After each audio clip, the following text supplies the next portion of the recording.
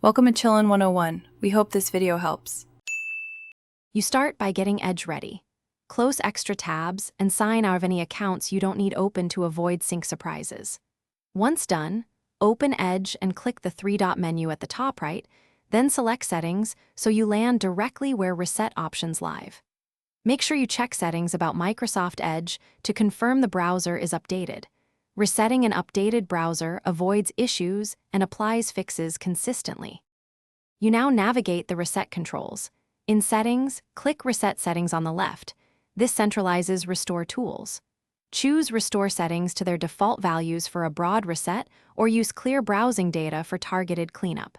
As you select, review what will change, startup pages, cookies, extensions, and temporary data, because some resets keep bookmarks and passwords. Make deliberate choices so you remove problematic state. Execute the reset by confirming the action. Edge will apply defaults and you should restart the browser immediately.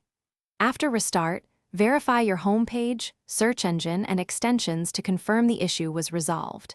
If problems continue, create a new Edge profile to isolate profile corruption, and if necessary, reinstall Edge, but first export bookmarks and passwords so you can restore them.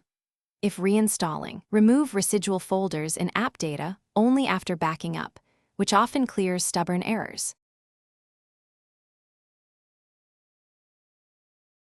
Thanks for watching. Consider subscribing if we helped you.